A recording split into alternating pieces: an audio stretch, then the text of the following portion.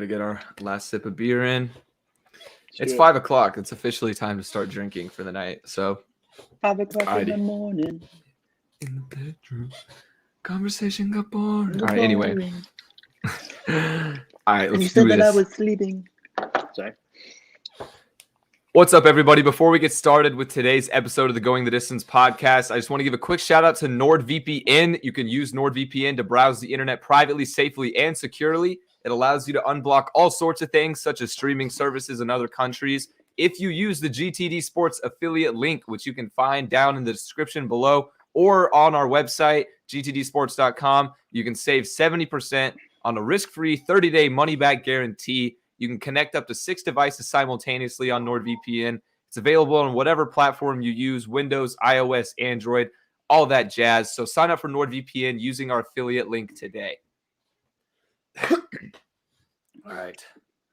I'm also going to go on Twitter and retweet from my personal account. Mm-hmm. Dude, we got 1650 now on Twitter. I went on like a following spree though yesterday and tried to get a bunch. All right, let's do it. All right, I'm gonna try a different intro this time instead of the welcome back. All right. Hello, everybody, and welcome into the Going the Distance podcast. My name is Ryan Bennell, and alongside me is Elijah Span. We have a very special episode for today. NFL is finally here. Kickoff is just a few hours away. We are currently live on Twitch, YouTube, Periscope. Today is September 9th. It's a Thursday. Cowboys are playing the Bucs today. It's a good day to be a football fan. I can't wait for things to get started, and I'm sure you guys feel the same way. But before we get into today's episode, we're going to be talking about award predictions, answering some of y'all's questions for the upcoming NFL season, all that good stuff. But first things first, make sure you guys check out our website where you can find all of our content at gtdsports.com. Follow us on social media over at GTD_sports. Other than TikTok, we are at gtdsports.com. You can follow our personal accounts. I'm over at Ryan Bennell 8 and Elijah is at Elijah Span 19. And last but not least, subscribe to the GTD Sports newsletter on our website. You can keep up with all email notifications and stuff like that. And one more thing before we get started, actually, we recently just signed up for TallySite. So if you're unfamiliar with TallySite, it is a platform for sports media entities. They can sign up. They can have their staff, their experts, their analysts, whatever you want to call it, on TallySite under the organization. So right now, I think me, Elijah, Zach from Betting on the Rocks is on there, and Noah from the Blanket Coverage Podcast is on there as well. So that's going to make it so much easier for us to post our gambling picks to you guys. There's like a graphic maker. It's awesome. I'm really loving everything I've seen so far. So be on the lookout for stuff from that. And I think I'll be making all my picks solely on TallySite now, so I won't be doing too much on the Action Network anymore, really. I'm probably going to be doing a bit of both, but the Action Network is mostly just so that I can track my money. Yeah, you can just track it, yeah. Because I keep track of all of that just so I know that I'm not down in the depths, down in the gutter. Well, it's good for like live too, because it tells you like how good the bet is doing, especially for totals. But that's a topic for another day. Yeah, I do like that, the predictions and stuff. But sometimes it fucks you. Like this weekend, I was projected 7-0, up like 6 units, and then it went downhill so fast. I just ended up losing everything. Yeah, not exactly how you want to do it. But today is Thursday. We're back still on our twice-a-week format.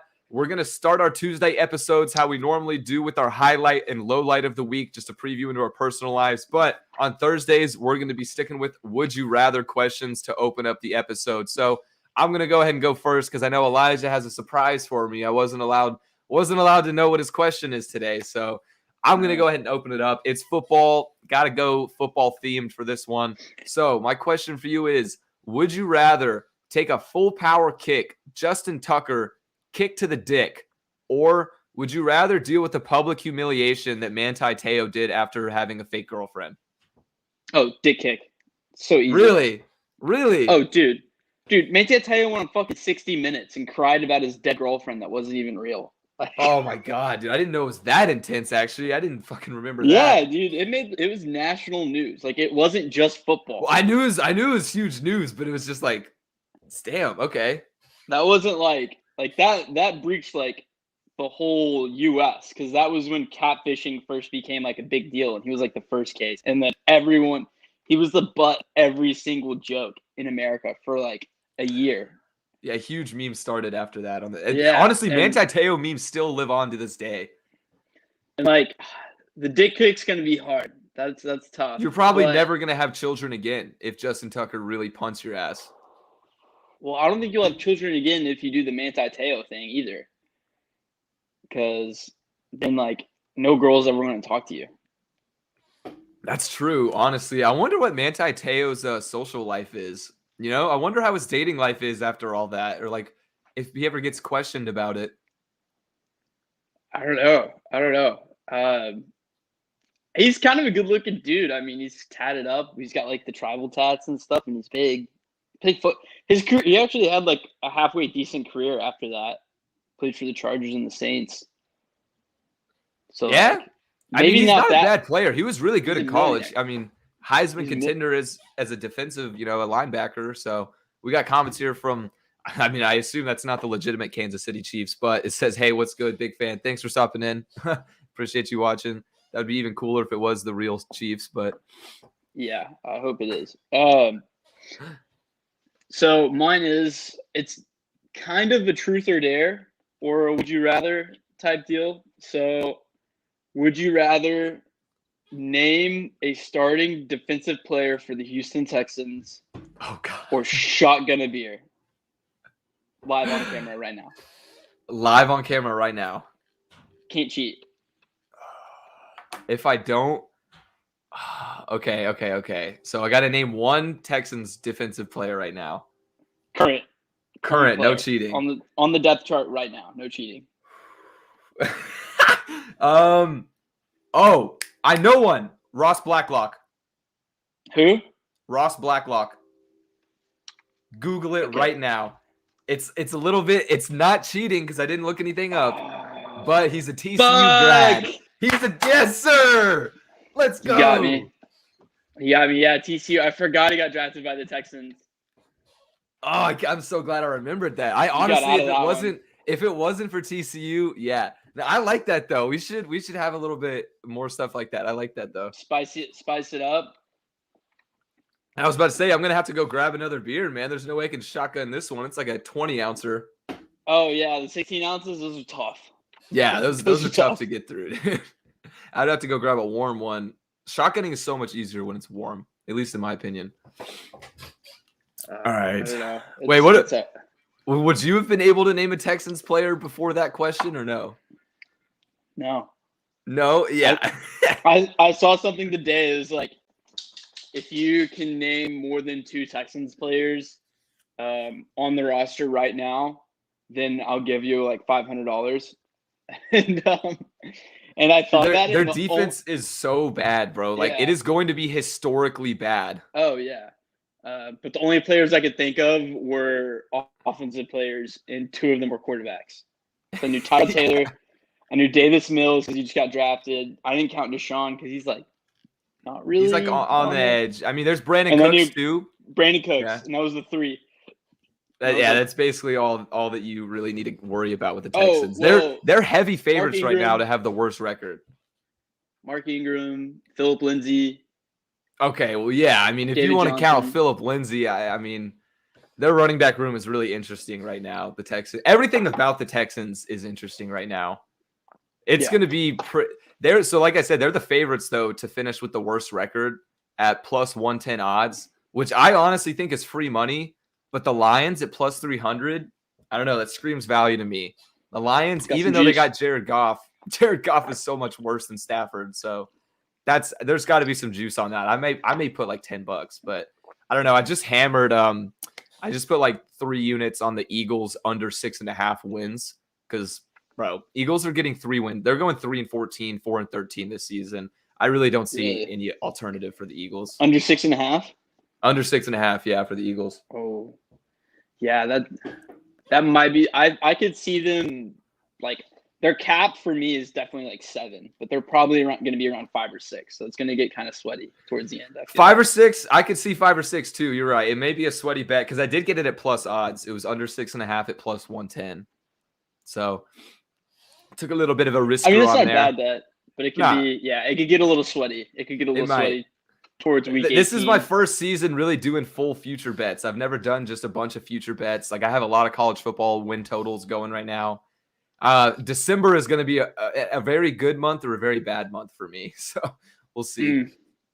But while we're on the realm of predictions and whatnot, let's go ahead and get into our we posted a blog earlier on our website, gtdsports.com, where we had our full staff. Everybody at GTD gave their predictions for the upcoming season, from Super Bowl matchup, MVP, Defensive Rookie of the Year, all that jazz, you name it. We are predicting it right now. So we're just going to go based on the blog, really, and kind of take you through our picks and why we made them or why we didn't make something. So first things first, for the Super Bowl matchup, we've kind of talked about it a bit on our old episodes, but my matchup is the Los Angeles Rams against the Buffalo Bills. That's what I'm going with. What about you? I got Packers Bills. So I think Packers are my pick to win it all. I think Rodgers wants to win a Super Bowl and then get the fuck out of Green Bay. Like I could totally see that happening. Yeah. I think to him that would just be like the most petty thing he could do in his mind, and also go out and like win a championship, because as petty as Rodgers is, he's still competitive. And so like he's not going to let that get in the way of winning. So I could totally see him winning it all, being like, you know, the people's champ, and then saying fuck you to the front office and then making them trade him. I guarantee that's probably what's going to happen after this year, even if it's a Super Bowl or not. But yeah, I could totally see like a last dance type thing, kind of to make a play off of Aaron Rodgers and Adams' Instagram post from a while back. But I really could see like a last dance season for them where they just go off. I think Adams is going to put up ridiculous numbers this year. Like it won't even be close. He will be the number one receiver by far. I don't know about yards actually, though. That's always tough. Like who leads the league in receiving? Touchdowns. Definitely touchdowns, I think. Yeah. In receptions, he's going to be getting like at least 8 a game, probably. All right, Bills, what's next on our list? Oh, yeah, Bills. Yeah, let's talk about Bills a little bit. I'm on the Bills hype train. I really am. Yeah. So the main reason why I picked the Bills is because I just don't see the Chiefs going back to back Super Bowls, because that's just so hard to do. And a lot of people think they are, and like, yeah, they're really good, but people kind of forget outside of the Patriots that like teams don't really do that. Like, remember when the Seahawks went to back-to-back Super Bowls and people thought they were going to go to Super Bowls for the next 10 years, and they haven't been back since they lost? Like, that could easily happen with the Chiefs. Like, people forget that it's so hard to make deep playoff runs. And so that's really the reason why I'm down on them, not because of anything like that they've done or whatever. It's just that it's so hard to keep sustaining that high level of success that they have for the past 2 years. No, I mean, you're right. And I totally agree basically with just about everything you said. I mean, like, and I guarantee we're not knocking the Chiefs in any way. They're definitely going to be one of the best teams in the league. But you're right. It is hard to make those consistent playoff pushes, especially when you have the majority same team. Like, correct me if I'm wrong, but the Chiefs primarily maintained the same core group. They didn't really lose anybody major or add anybody major. So they are definitely contenders. But yeah, I don't know what it is about the Bills. I just feel like there's something special there. Josh Allen, he looked so much more comfortable last season. He looked like he was really playing his brand of football, and that's exactly what the Bills want. So him and Stephon Diggs are going to put up crazy numbers. I think, too, another big thing that's going to help them this year is I really think Zach Moss is going to break out.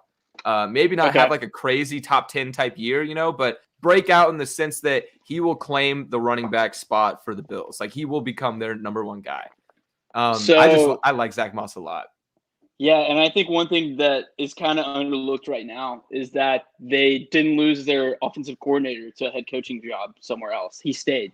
The Bull. That's true. He stayed. Yeah. So that's another big reason to be high on them. One of the main reasons too is just because like they're the logical next choice after the Chiefs. If you don't like the Chiefs, I thought about getting cute with it, like picking the Browns or Dolphins, but I didn't have enough balls for that. Dolphins, no. I think Dolphins, no. AFC, well, like I just like Brian Flores a lot, and I like the Dolphins as a team, but Tua is not it. But like I almost picked Browns, but I was like, I can't do that. I don't have enough balls for that. Yeah, a few of the GTD staff, like 3 of them actually picked the Browns, and which was kind of surprising, but not really. In the AFC, I truly only see 3 scenarios. Oh, there's Mac wanting to play, but I only see 3 scenarios. I think it's definitely the Chiefs are up there, definitely the Bills are up there, and then the Browns would be my number 3 pick, which pains me to say. It really does pain me to say, but we're going to talk about it too a little bit later in the episode, but they really have the talent. They have the coaching staff now. They have what it takes. The only thing that I question is whether or not Baker Mayfield is a Super Bowl quarterback, and I don't think he is. 100%. 100%. So next up on our list of predictions is MVP, and I'm going to ride with our boy. We've talked about it from the start. I absolutely love the pairing of Sean McVay and Matthew Stafford. I will not stop talking about it until the Rams give me a reason to stop talking about it. So Matthew Stafford is my pick for MVP. He's at plus 1,500 odds right now, which is pretty juicy. I just laid down half a unit, so I'm looking forward to that payday come February. No, yeah, that's a great pick. I considered him. I also considered Dak, but I think that's just my fandom telling me actually that. not terrible But if he still stays healthy. I do think he's a legit MVP candidate, but I ultimately went with Josh Allen because, again, like I said before, he's bringing back his offensive coordinator. He has all his weapons back from last year. I think he's only going to get better because he only had that one good year. I think he's going to have another one. He finished second last year. He's still young. MVP voters love voting young quarterbacks getting their first MVP. And I just think that, he's probably the logical choice at this moment in time. No, I don't disagree with that pick at all. He was definitely my number 2 choice. It was kind of a coin flip for me between Stafford and Allen, because also I think that even though I picked both the Rams and the Bills for the Super Bowl, I think Josh Allen will get a little bit more credit for team success because I think the Bills will probably finish with a better record than the Rams by like 1 or 2 games. So that's definitely a good pick as well. I could see that happening, especially if he reproduces anything similar to last year, which he should. So, all right, next up is Offensive Player of the Year. This one's a little bit tricky because it's kind of the MVP is always an offensive player, but usually a different player wins the Offensive Player of the Year separate from the MVP. So I went with a little bit of a dark horse. He's gotten some hype in the preseason, but Kyler Murray, I think he is going to break out. Well, not break out. He's already broken out. He's phenomenal. But I think he's going to have 1,000-yard rushing season as a quarterback. And that, to me, would be enough to be an Offensive Player of the Year. So that's my pick right there. For me, I'm going Christian McCaffrey, CMC. I think he can do, if he stays healthy all year, he could easily have another 1,000 season. And if he does that, how can you not give him that award? Because this reward is really just for kind of like a flex guy, a running back, wide receiver, tight end, because they're never going to get an MVP again. So that's why I'm going with McCaffrey, because I think he can definitely bounce back and have a really good year. That's a good point. It is definitely more for those flex positions. And I kind of made an exception with Murray because of his rushing ability. I think that's kind of going to set him above the rest of the quarterbacks for this argument. But you're right. Likely it will probably end up going to a receiver. I think one of my dark horses for Offensive Player of the Year actually was Calvin Ridley. I think Calvin Ridley may end up being the number 1 fantasy receiver in Atlanta's offense. That's a little bit of a bold prediction, but he was another guy I was looking at for that. Now, Defensive Player of the Year is a bit more straightforward. I feel like there's only 2, 3, 4 guys really that are up for contention this year. I was split 50-50 between the guy you picked and who I went with, but I ended up going with Chase Young. Absolutely insane year last year. I think, what was it? He finished with 18 sacks, something like that. Crazy. I don't know. I don't even know. I think his number was 7.5. Let me fact check you real quick. 7.5. All right. Well, shit. Way off. You were thinking of his college numbers. I was, actually at Ohio State, last year. Hey, but anyway, I'm still going with Chase Young for defensive player of the year. No, that's a good pick. Yeah, I was almost between your guys, so go ahead. Yeah, I went ahead with Donald. This is an award that definitely favors defensive linemen. every once in a while, like Stephon Gilmore as a cornerback won it the other year, but that really doesn't happen that much. If it were to go to a cornerback, I've seen some people pick like Ramsey or Jair Alexander. I really don't think so. Maybe if Ramsey like completely Ramsey's shut the down only locks one I would down, say. Yeah, Ramsey's the only one I would say. he'd have to get a lot more picks though for that to happen. But this is a defensive lineman award, and not even really linebackers get it that much either. Like Luke Kuechly was the last guy to overtake that. So I'm going with the best defensive lineman in the game right now, and Aaron Donald. Like this is an award too, where they can just keep feeding it to a guy just because he's so damn good, and like it definitely feeds in that narrative too that Aaron Donald was like the best defensive player ever. So he's gonna have another awesome kick-ass season. He won. I mean, I know he won back-to-back. That was 2017, 2018. He won it back-to-back. So yeah, he has literally won 3 of the last 4 awards. So that's pretty crazy. And I would not be surprised if he repeated again.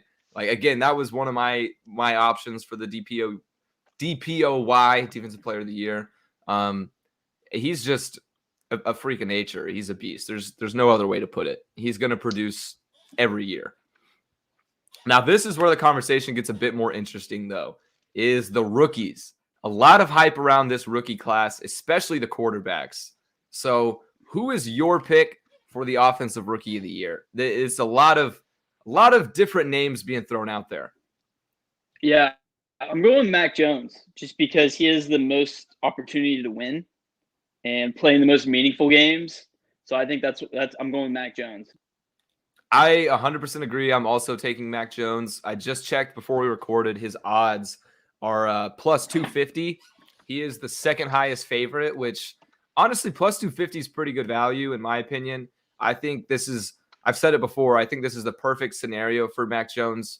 Bill Belichick, the Patriots offense, it's going to work out for him, even though he doesn't have any crazy weapons to throw to. Jacoby Myers is supposed to have a breakout year potentially, so that's a name to look out for. But yeah, I agree. Mac Jones, I think he's the clear-cut decision. You could argue Trevor Lawrence, but I don't trust the Jags at all. Yeah, I mean, Trevor Lawrence is an option. Zach Wilson, if you are into that kind of thing, I guess. Yeah. I'm trying to think Alex of wide on GTD picked Zach Wilson, so. Okay. I mean, there's I don't think that's happening. Jalen Waddle or Jamar Chase. I don't think Jamar Chase at this point. I mean, he's dropping. Jamar Chase is he literally has just been dropping the ball all training camp. Fuck me, bro. I don't know. It'd be hard to like pin a guy because Justin Jefferson won it last year. I'm trying to think of a guy that could do that. Najee Harris, maybe. Najee is actually another one. Yeah. That would get probably so be, many carries. Yeah, that would probably be my second choice. Is Najee Harris. Yeah, I agree. Actually, he's gonna. Even though the Steelers' O-line is kind of poo-poo dog shit right now, they're gonna get a lot of carries to Najee. Now, Defensive Rookie of the Year. So, for some reason, maybe I am just ignorant and didn't see anything, but Patrick Surtain's odds were not listed on the Defensive Rookie of the Year race, which kind of concerns me because he is my pick for Defensive Rookie of the Year. I think Denver's a pretty good spot for him, even though originally I thought the Cowboys were going to be drafting him. So I've heard a lot of great things from Surtain out of training. Yeah, I know you guys were kind of hoping for him, but Parsons is going to be fine. Parsons is going to be just fine. Surtain, though, I've heard only good things about him in training camp and in the preseason, so I think he'll fit in just fine to Denver. They've had some great cornerbacks in the past, so just good position for him to be in. Yeah, I mean, that's a decent pick. The only thing about rookie cornerbacks is rookie quarterbacks tend to struggle in their first year, kind of like tight ends almost. So I mean, you got the Marshawn Lattimores of the world, though. That's true. That's what I was just about to say too. But then you also have guys that come in right away and produce. Like Trayvon Diggs last year, he had a great rookie year. He's going to be a stud too. Yeah. But my rookie of the year pick, defensive rookie of the year, Micah Parsons, like you said. Cowboys have had a really good trend of getting really good guys, linebackers in the rookie year, like starting off their career. So I think that Micah Parsons can continue that trend because he's an athletic freak. We're not only going to use him as a middle linebacker, but we're going to use him as an edge rusher there. So, I mean, there's a potential that he could get double-digit sacks. I at least see him getting around 7. And that, along with the amount of tackles he's going to have and the versatility, I mean, this guy is probably going to do everything. He's going to force fumbles. He's going to have picks. He's going to have a lot of sacks. He's going to do all things along that defense. He's going to make a lot of plays. Yeah, I mean, if he plays anything like he did at Penn State, you're exactly right. He's going to be all over the fucking field. He's going to be creating chaos for the offense. Yeah, he is a special guy. I mean, he definitely is a linebacker. Like, he is built for it athletically. He is meant to be a linebacker. And he plays it so well. In today's game, too. Yeah, and he plays it so well. So he is one of those guys that I really, really liked coming out of college. The only thing, is those off-field issues, which I doubt are going to be a problem at all in the NFL. Off-field. Yeah, he had a bit of issues coming into the draft. I forgot exactly what they were. I don't know exactly what, but do you not remember that? Nope. A lot of people were kind of nervous whenever they first drafted him. Here, I'm gonna look it up because it was a pretty big story. Yeah, Micah Parsons' character issues. It wasn't anything crazy, like he didn't beat anybody or anything like that. But I mean, there was just some concerns around him off the field. But I really, again, I don't think that's going to be a problem in the NFL. It may be because Cowboys players kind of have a history of fucking up sometimes. But I think Parsons is going to be fine. That's another solid pick for defensive rookie of the year. He has pretty good value betting too. I think he's actually like the 3rd favorite behind Surtain, but Surtain wasn't on our book for some reason. So anyway, it's not a bad pick. I think. Are you reading into his off-field issues right now? Yeah, it just says character issues, and it happened in his freshman year, so he's 17 or 18. So. Yeah, so I think it'll be fine. Yeah. Now, I already can guarantee I know who you're going to pick for this one, but comeback player of the year, it's pretty obvious. So I'm going to let you go ahead and go first because this is the clear-cut decision. So, dude, Dak Prescott, no question. No question, Dak Prescott. He's going to come back. He's going to have an MVP caliber season. Realistically, I see him around 3rd or 4th in MVP voting. And if he gets that number, especially after the way that he went down last year, he's going to be unequivocally the comeback player of the year. Yeah, I mean, he's the favorite for a reason. I think if he stays healthy, there's a 90% chance he's going to win the award if he stays healthy all year. But personally, I kind of saw everybody at GTD was going with Dak Prescott, or at least the majority. A few people had picked McCaffrey, a couple picked Saquon, but I wanted to be different because I don't think he's getting enough attention. And I know the Bengals are bad, okay? I'm not trying to say they're not, but they're going to be passing the ball a lot because they're going to be losing a lot. So Joe Burrow, I think if he stays healthy, actually does have a legitimate chance of winning this award. The only thing is I don't think even with passing the ball as often as the Bengals do, I don't think his numbers will add up to what Dak is going to produce this year. So realistically, I do think it's going to be Dak, but I'm just going to go with Burrow because I got to have confidence in my boy. So I'm going with Joe Burrow for that one. A couple homer picks. Yeah, a couple homer picks, yeah. So actually, that was my only really homer pick, Burrow, on this award list so far. But last one on the list is Coach of the Year.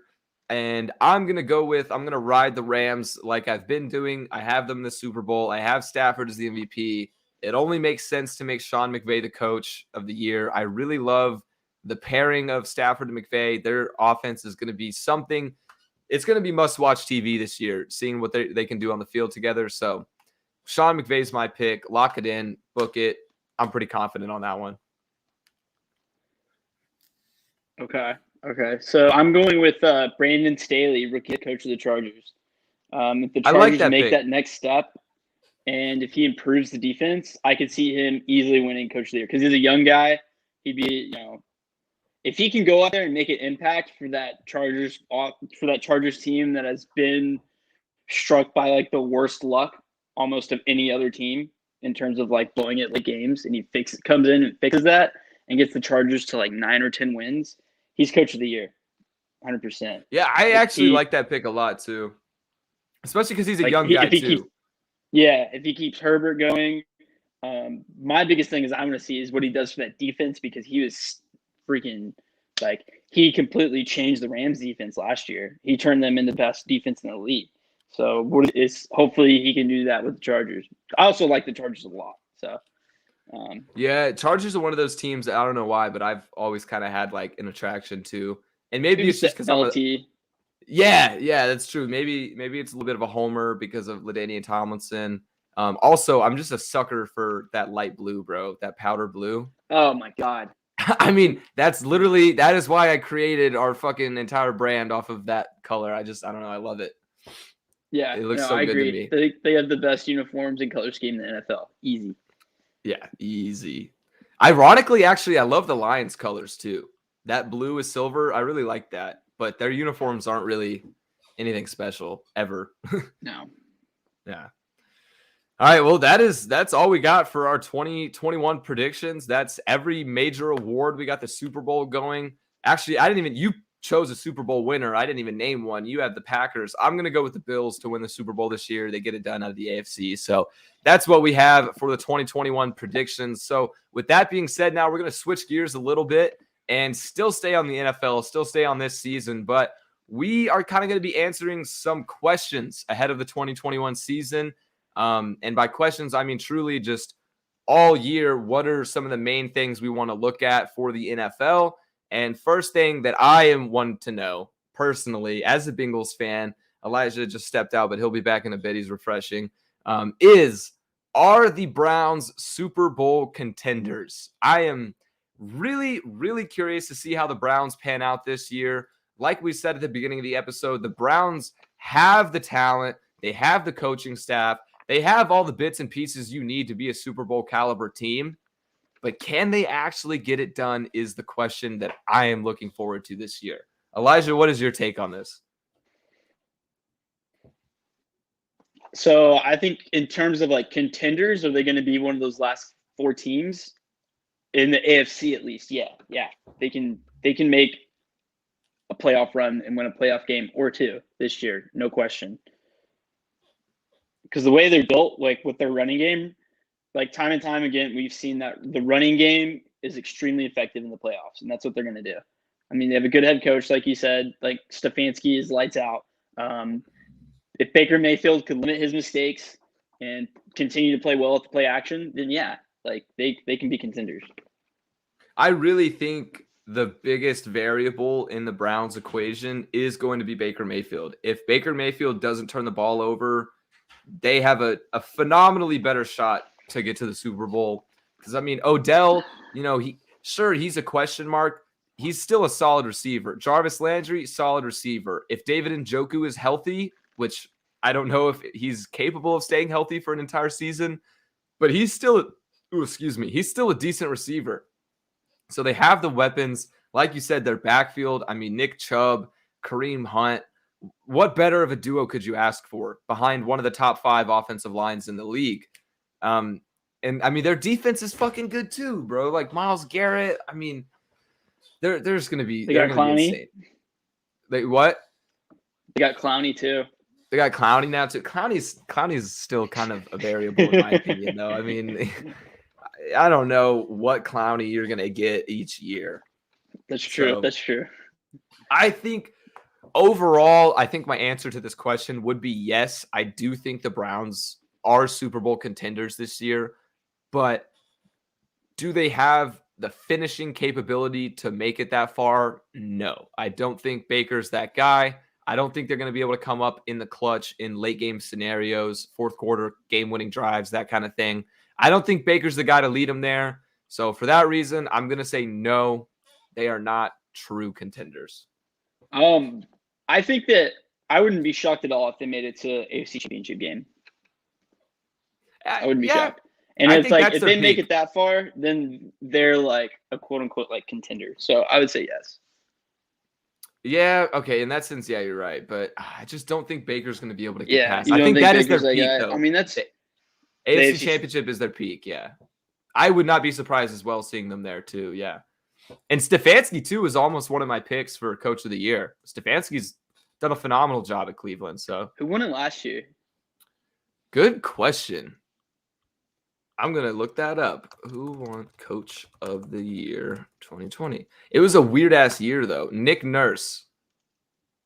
Wait, what? That's a basketball. Yeah. Google just said Nick Nurse. NFL. That's funny. Oh, Stefanski did. Yeah, I was about to say. That makes a lot of sense. I thought Stefanski won it last year. Yeah, it was Stefanski. I wouldn't be surprised, though, if he's up there again. Repeating, though, as Coach of the Year is probably near impossible, though. So yeah, they don't really do that. Yeah. What do you got, though? What kind of questions you got? So one of mine, I have a lot. The first question I have: are the Chargers going to make the next step? Are they going to finally shake off their abysmal luck that they've had and live up to the talent that they got with Justin Herbert and that offense and that defense too, and finally make a playoff push? So I'm going to say yes, but not this year. I think it's going to be next season where they really take that leap. I think this year there's a lot of people have some high expectations for the Chargers, and I do think they're going to do well. I think they're a playoff team without a doubt, but I don't know if they're going to win a playoff game though. Well, yeah. Well, the next step for them would be making the playoffs. So making the playoffs for them is a dub. Okay, yeah, well, in that case, yeah, I was more so looking towards like being able to make playoff runs consistently in that term. But yeah, I do think the Chargers will be able to make the playoffs this year. So yeah, if that's what we're looking for, then I think yes, they will make the next step. Yeah, I agree too. I think that I think it's finally time that they can make it. Other people say no. Other people are like, this franchise is cursed. They're not going to be able to make it out. It's like a culture thing, I guess, that they could blow it in late games last year. I mean, they did it against the Broncos in a huge comeback. But who's their coach? It wasn't Vance Joseph. Anthony Lynn. I mean, he was a bad coach. A lot of that was on him. So maybe with Brandon Staley. I think Staley could change a lot, really. The more and more I make that Coach of the Year pick, the more I like it. Because like Kevin Stefanski was rookie head coach last year and won it. Yeah, no, it's a good pick. I like the Chargers this year to make the playoffs for sure. So yeah, I'm going to say yes. Then they do take the next step. Okay, cool. So another one I have is another kind of coach central again, not Brandon Staley or anybody, but Urban Meyer with the Jags. Is Urban Meyer built for the NFL? Is he going to find some sort of success like he did, historically at Ohio State and Florida, just one of the greatest college coaches of all time? Can he somehow reproduce any of that magic in the NFL? What's your take on Urban? So we've been high on Urban, and we've been saying this is probably going to work out. But the more and more reports come out, the more we might be wrong, because that's what I was just about to say. Yeah, there was the whole dude on the hype man on the mic shit, and just him just doing things that are grown men are dude, this is shit we did in college. It doesn't really work that way in the NFL. So the more and more he does shit like that and is remaining headstrong, the more I get concerned. Maybe by mid-season, he'll just be maybe you guys are right. Y'all are grown men. I need to change my ways. But then again, he could just be no, this is how I do things. This is how we win. And he sticks to it. And Jags players dude, get the fuck out of here. Yeah, I'm in the same boat. The more I hear about it, the more I read about Urban, the more uncertainty I have. The longer it goes on, the more I'm this guy is not going to change his ways. He's going to be pretty stubborn about it. Well, because his ways in college worked so well, so I'm sure I'm sure it's impossible for him to change his whole coaching scheme per se, or not his schemes, but his attitude about it or how he handles things. So yeah, I do have a lot of uncertainty, but I want Urban to succeed. I want to see Urban do well. I want to see Trevor Lawrence do well. I would have no complaints if the Jags turned that program around or that organization around and became somehow a playoff team in the next few years. Because hell, they did it with fucking Blake Bortles. They can do it with Trevor Lawrence. I mean, yeah. So yeah, nah, I agree too. I'm rooting for him. I think it'd be so cool if Urban turned around and maybe won a Super Bowl one day with Trevor Lawrence, and then be like the third or fourth guy. He'd be the fourth guy to win a national championship and the Super Bowl. He'd join Pete Carroll, Barry Switzer, and Jimmy Carter. Fuck, why am I blanking on him? Cowboys guy. How about the Cowboys?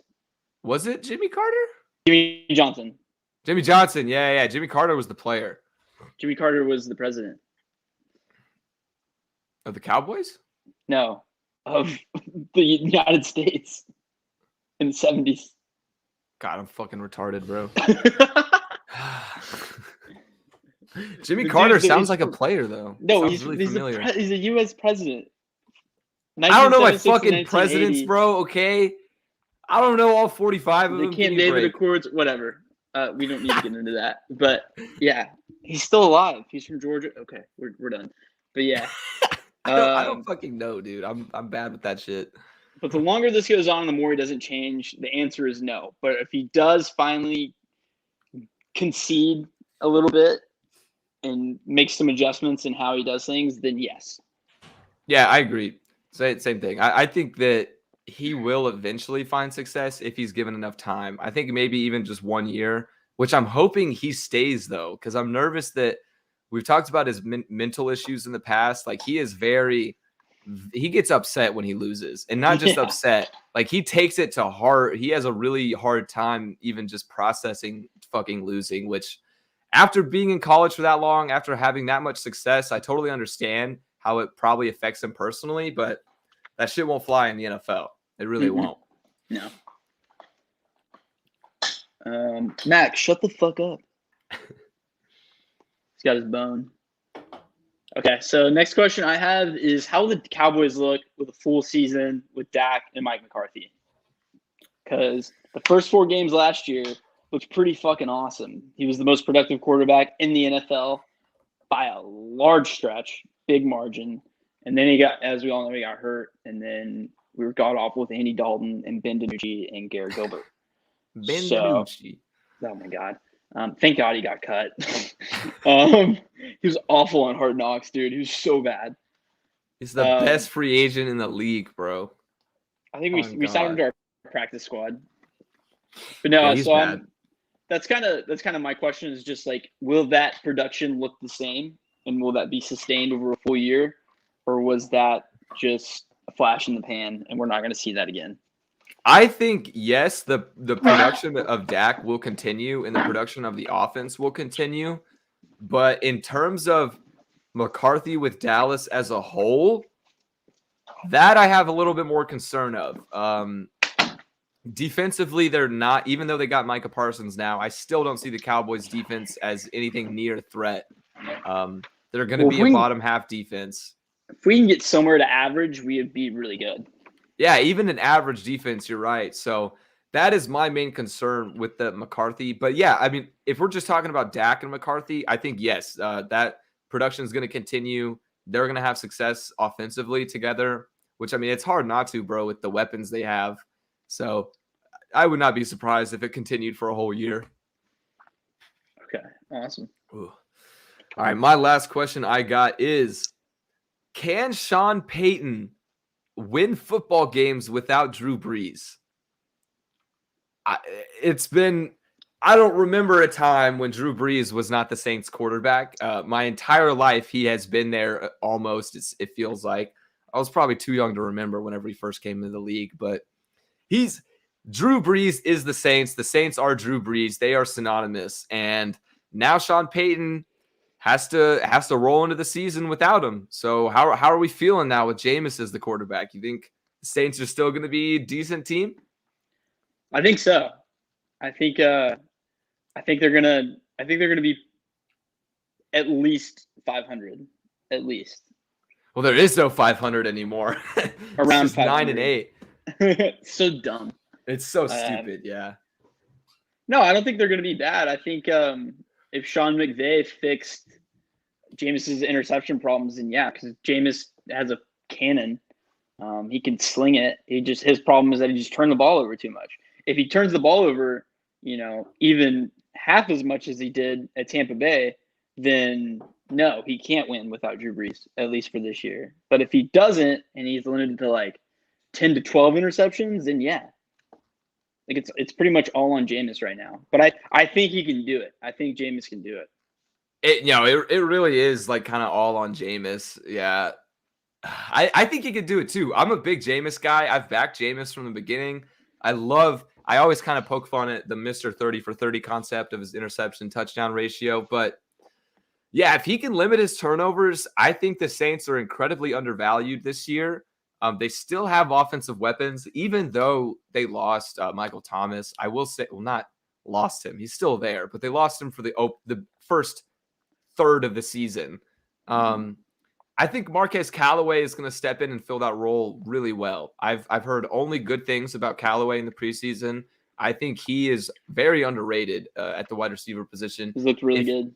Yeah. If possible, I would recommend picking him up in your fantasy leagues if he's still available, which I doubt he is. But Callaway, I think, is going to be phenomenal for the first few weeks. So, and I mean, of course, Kamara, bro, you can't go wrong with Kamara. He's going to put up – he's a sure thing. One of the most sure things in the entire NFL, that Kamara will produce numbers. So, yes, I think the Saints are going to be able to win games. I think Sean Payton will still find success with Jameis Winston. And I'm actually really curious to see how that duo works out because Jameis has made appearances, but we've never really seen him take control of the team. So I'm excited to see it. I hope Jameis makes his comeback, gets back into the limelight, and restores his former glory days of being the Mr. Squinty 30 for 30. Yeah, I mean, if he has a good year this year, then the Saints will easily turn him into their franchise guy. Like, he has that kind of potential. He really does. And yeah, he's still – how old is he? He's still pretty young. I mean, maybe 30. Are you looking it up? Yeah. He is 27. So, yeah. He's got all the potential. He's got, 10 years left in him. Dude, Jameis could. I mean, he was, I guess, I don't know if I would consider him a franchise quarterback for the Bucs, but I mean, he was definitely their guy for a few years. So I wouldn't be surprised, if he turned it around and he became the Saints' new quarterback for the next 5+ years. Poor Taysom Hill, though. Taysom Hill never is really going to get a shot, I don't think. I think it's just always going to be that utility player type. All right. And then we can just one last question real quick because I know you got to go soon. How much will home field advantage affect teams after a year of empty stadiums? I think that's a really good question, actually. That is, you look so proud of it. I was proud of that one. That is a good question, huh? I think it's going to affect it. Yeah, I think it's going to have a lot of effect. Yeah, because I mean, even though these guys are used to, playing in front of big crowds, they're used to the NFL roars and everything. It's been 2 years since they've really experienced it to the fullest extent. And especially for the rookies, they've never experienced it. So, I mean, yeah, I think that's going to have a huge impact. That's interesting. Yeah, like what if Justin Herbert, like he's a shy guy. What if him with fans, he can't handle it? Yeah. Like I think Herbert will be fine. I mean, he'll be fine, but that's just an example, No, yeah. And then another thing too, it's like you said, these fans haven't been in stadiums for 2 years, so they're gonna be extra crazy. Oh yeah, that's true. They're gonna be extra rowdy, especially for the first few games, definitely. So yeah, gamblers beware. Home field advantage is gonna be back. That's gonna be something that we have to look at again because last year we were kind of blessed without having to take into account home field advantage. I never thought about home field advantage last year ever. Now you do. Yeah, dude, that's interesting. I'm really excited to see how that's going to play out. All right. I am too, yeah. All right, but another thing I'm interested to see how it's gonna play out is I know this weekend's football. It means fantasy's back. And if you've been following along with the GTD Sports Podcasters Fantasy League, it all starts tonight. We got our first matchup against Fancock Sports. Here, I'm gonna pull it up real quick so we can have a little preview on the screen of who exactly we are going against.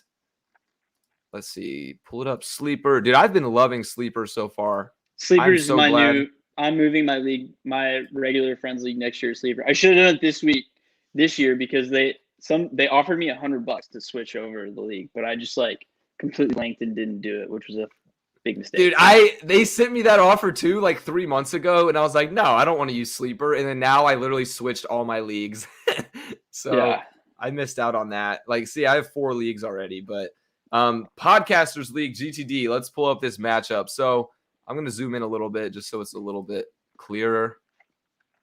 All right, there we go. So first things first, I mean, Kyler Murray, Matthew Stafford, that's a good matchup, but I think Kyler Murray is the way to go. The main thing I'm nervous about with our team is how Josh Jacobs is going to perform just all season. I'm really, I don't know, man, I'm scared. Recently, I've been kind of nervous that maybe we should have picked Eckler over Nick Chubb. Yeah. Eckler's a PPR machine, dude. He is a PPR machine. You're right. And I almost took him in a personal draft. I was number 7, which is absolutely the worst place to draft in a 12-man league. And I was between drafting Saquon or Eckler. And I went with Saquon, but now I'm kind of thinking I should have gone with Eckler. I picked him. I know a personal draft. I picked him 6th. And Chubb was available too. You know, the guy that actually drafted Eckler right behind me is a huge Giants fan, so I may be able to trade just Barkley for Eckler straight up. I really might. Yeah, I might see if I could do that. But I think we have a good shot week 1. No, I do too. I think it is going to be a good matchup though, because he has a good team. I mean, Derrick Henry, Amari Cooper, Keenan Allen, and Darren Waller. I didn't even realize he had Darren Waller. Yeah, this is a solid team. One question I have, though, for us is should we start Gronk against the Cowboys tonight over Gesicki against the Pats? Actually, that is a good question. Yeah, because the Cowboys' defense is a little bit rough. He's projected slightly more. If anybody's watching, do they have any suggestions? Yeah, if anybody has any suggestions, leave a comment because that's tough. The Pats do kind of well against tight ends, and the Cowboys, we suck. The thing, though, that makes me nervous about Gronk is still O.J. Howard. Howard, yeah, but he's ahead of him on the depth chart right now. Yeah, he is, but he's like I could see him like maybe later on in the season, but like fresh legs week 1.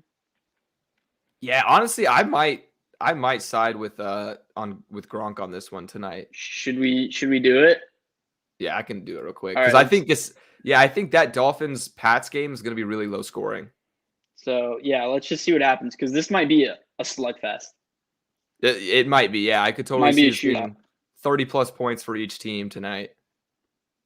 All right, yeah. So we'll see. I do think though that we in this matchup, our flex dominates their flex. I love Corey Davis and Golladay a lot more than Melvin Gordon and Hollywood Brown. 100%. 100%. I think the flex play is really what's going to decide this game. And then also I'm nervous that Darren Waller is just going to go off for like 30 points, but it is what it is. It is what it is. We'll see. Yeah, that's going to be a good week 1 though. It is, yeah, going to be a good week 1. So that is our matchup for the Podcasters Fantasy League. Make sure you guys go and check out Fancock Sports. We had a bit too much going on this week to actually, have them on the episode, but we're going to try in the future to maybe have, whoever we're playing our opponents, because they're all podcasters. So have them on the episode, kind of shit talk a little bit for the matchup and what we think might happen. But for this week, it is what it is. Here is our matchup against Fancock Sports. Really looking forward to it. And make sure you guys check out all of their content. Great people, good content. So looking forward to everything with this fantasy league. It's been a lot of fun so far. Great group of people. All right. Ready for Taylor Fade? Tail or fade. Yeah, I'll let you explain it, So we're coming up kind of like how we do Love It or Loathe It on Tuesdays. We wanted to kind of switch it up a little bit, and we're already going to be talking about our picks anyway, so we decided to turn it into a segment called Tail or Fade. Each week, we're going to have 5 college football picks and then 5 NFL picks. Ryan's going to give me his picks, and I'll decide if I want to tail or fade him. And then I'm going to give Ryan my picks, and he's going to decide if he's going to tail or fade me. And then we're going to kind of tally up our record of tailing or fading each other's picks and see how well we do against each other. All right. By debating, each other's picks. I think it's going to be a pretty good segment. Yeah, no, I like all this. Our picks out too. Yeah, I like this. We'll probably go through them quick just because it is kind of a lot of picks to get through. So we're going to start, though, because college football, can't forget. I know NFL is the prime time this weekend. It's finally starting, but college football is also still there. So we're going to start with our best 5 college football picks. I'll go ahead and go through mine first. I'm taking Buffalo plus 13 at Nebraska. What do you think? I'm going to tail. Yeah, that's one of my locks of the weekend. I really like that one. Are you putting a note by it? Yeah. Yeah, I'm putting notes. So I'm going to keep our records, what we do. All right. Yeah, I like that. That way we can track them. My next one, I'm going to go with Iowa plus 4.5 against Iowa State. I'm tailing that. I was mad that I didn't get to put that on my picks. Yeah, I think that is incredible value. Iowa's really good right now. I think it's going to be a really good game. Iowa State struggled last week, so I agree with you 100%. Yeah. And then, again, I'm going to be sticking with the underdogs. This one might be a little bit biased just because I fucking hate Notre Dame. But I'm taking Toledo plus 16.5 at Notre Dame. I'm going to fade you on this. I think Notre Dame's going to be bounce back this week and kind of put it on a show against a lesser opponent. Okay. Because maybe Florida State's actually good. That is the thing. I don't know about Florida State really. They could be good this year, but I'm just not too confident. 16.5 is a pretty big margin. So I could see this is going to be a sweat fest regardless. And then my last one is I'm going with an over-under. I'm taking Boston College versus UMass under 58 strictly because UMass is incapable of scoring and Boston College is going to pull out all of their starters. So I'm going to tail on this one. I agree. UMass is probably going to put up a fat goose egg, and I don't think Boston College can put up 70 points by themselves. Maybe they could against UMass, but I'm gonna tail. You missed one though, NC State. Oh, I did actually. Yeah, NC State minus 135. I'm going with the money line. They're actually 2.5-point favorites, but I'm gonna lay the juice on the money line just for a little bit of security. I think NC State is very underrated, and Mississippi State is overrated in my opinion. So I'm taking NC State.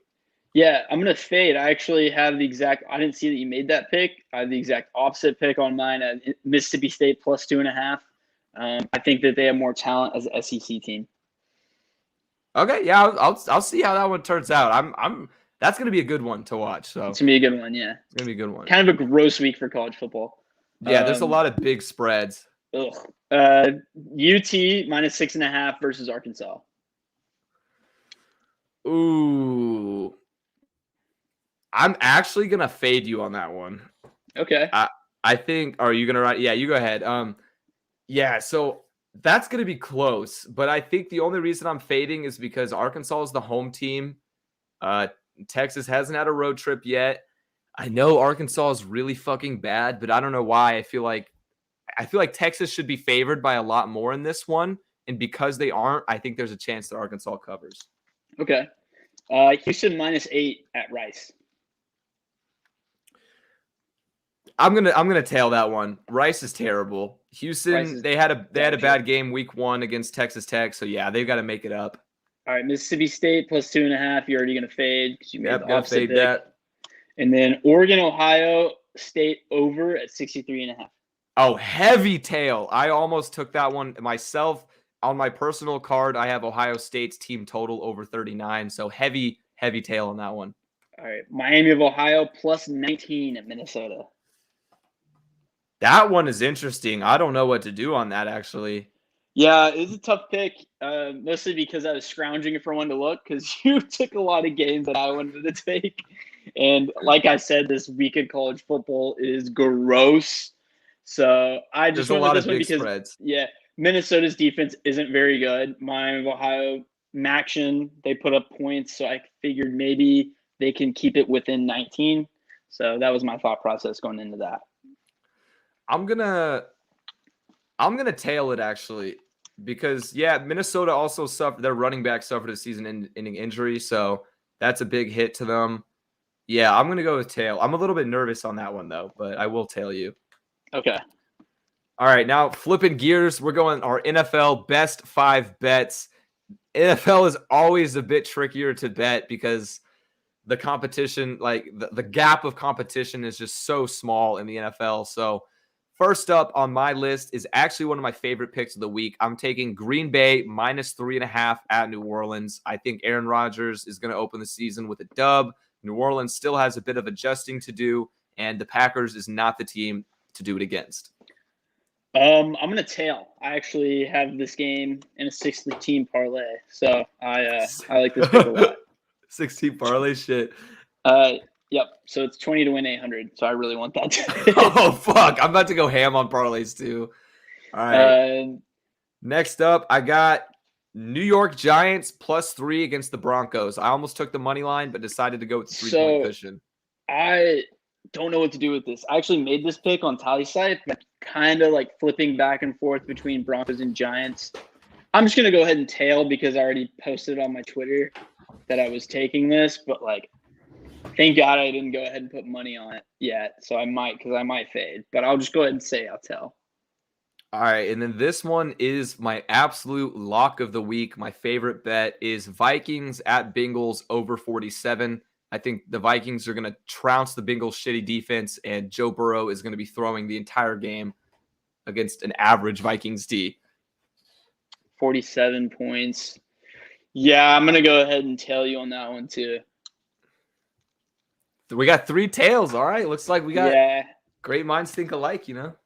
Yeah, that's kind of a lower because I just think a lot of points. Those are 2 very not good defenses.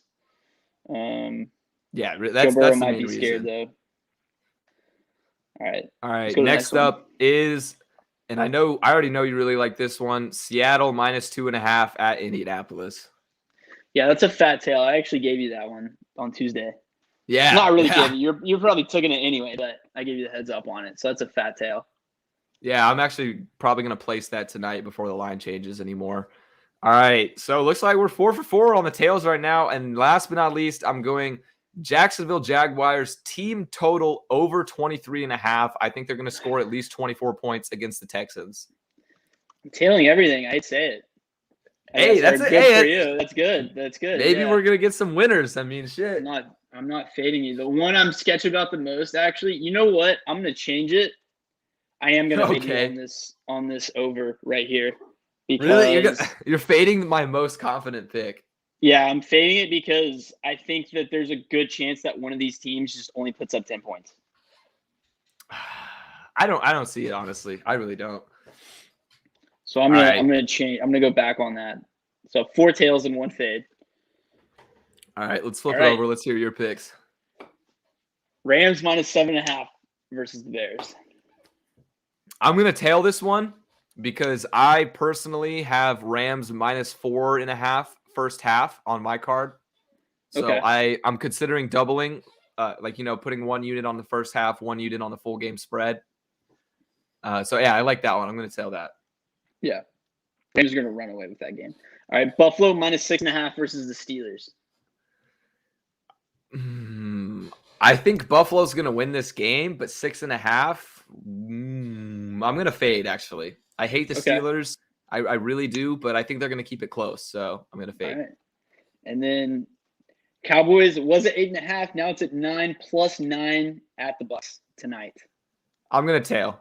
I'm not a Cowboys fan, but boys, let's go. If the line was at -6.5, like it opened up, then I probably would have taken the Bucs. But now that it's moved to +9, I think the Cowboys aren't that bad compared to the Bucs. So yeah, +9, I'm gonna tail that. I agree. You like this jersey though? Yeah, I do. Those are one of my favorite Cowboy jerseys. Yeah. Yeah, this is fake. $20. I have a fake Color Rush Andy Dalton jersey too. Fuck yeah. All right. Jags -3 versus Texans. Tail. Yeah, tail. I think Jags win. I almost went with the Jags spread. I instead went with their team total. But yeah, I think they're gonna win that one. All right. And then Titans -3 versus the Cardinals. I'm actually gonna fade this one. I think the Cardinals are gonna come up with a bit of an upset in week 1, and I think they're gonna win. All right. Yeah. Well, that was pretty successful. Yeah, I like that actually. I like that a lot. It's a good way. Yeah, instead of just reading off. Yeah, instead of just reading off our picks, it's a good way to distribute them per se. Kind of talk about them, debate. Yeah, so we're definitely going to be posting our official cards whenever we finalize them. before kickoff this weekend. I'm probably going to be posting mine on Friday. So be on the lookout on our social media if you want to keep up with our betting picks. But nonetheless, cannot wait for college football, NFL this weekend. It's finally here, the best time of the year. We've made it through the offseason. I just can't even put into words how excited I am. So my pussy is throbbing.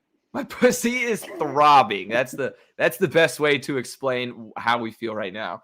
But yeah, another Thursday episode. We are wrapping this one up. So for those that stayed tuned for the whole time, we really appreciate you guys. And we'll be back same time, same place on Tuesday, where we will be giving our reactions to this weekend of football and everything NFL probably. So thanks for listening. We'll see you then.